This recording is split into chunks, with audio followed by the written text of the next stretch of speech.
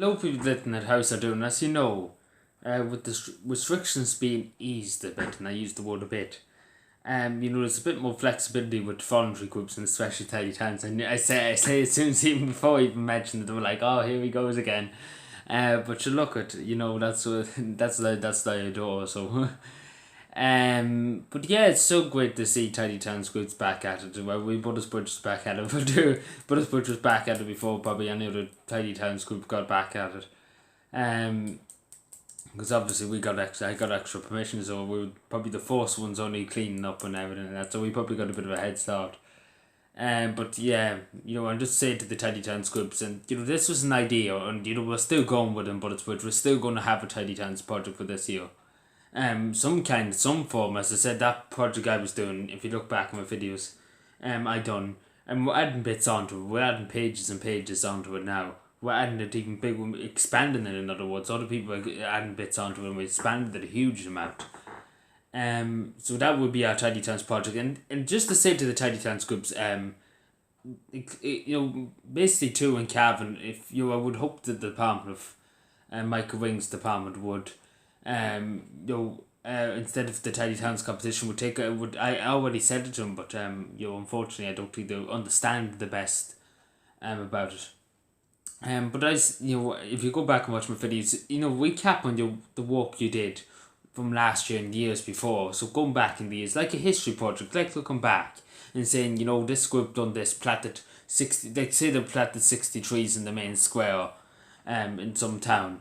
There's pictures of it, put it up, how many trees, where did they get the seed, where did they get the idea from, information, pictures, things like that. Going back, remember the people who, for like Tidy Towns is going for 60 years.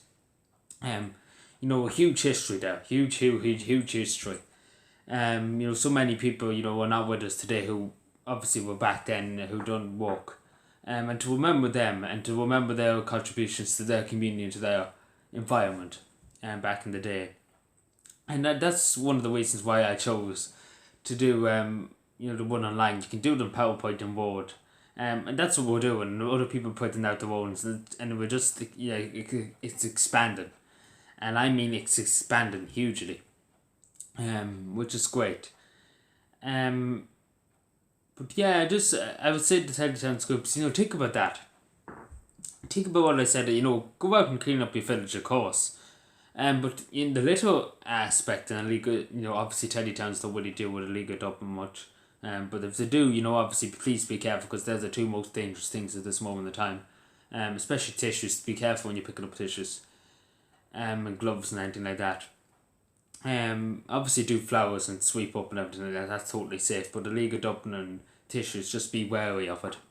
And that's somebody that's in the council talking about it. But yeah, I recommend, as I say, it's great to see. It's great to see it's coming back. And obviously the funding's still there. The €1 million is still there, which I'm happy about. Which which I give the government a bit of praise. That is €1 million, which is great. I would, if I was in government, obviously I would like another extra million, maybe added to 2 million. But I'm not gonna. Wouldn't be that. Because obviously the money's going to to the hospitals and things like that. I wouldn't ask the government for an extra million to be added on. But hopefully maybe added for every year, and maybe from now on they might add 2 million to it. Maybe possibly, because there's a lot of work goes into local communities. As I say, a lot of work goes into local communities. But yeah, just say to the Tidy Towns groups, be careful. Obviously, take care of each other, mind yourselves. Look after each other, look after your crew, look after your gang, as I call it down here.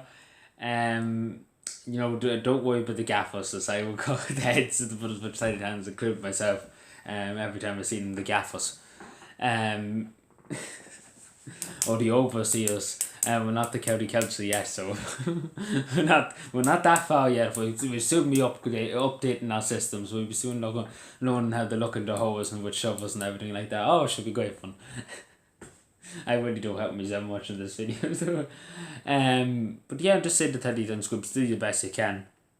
And as I said, that idea, it was worth a shot, and it is, and it has worked for us.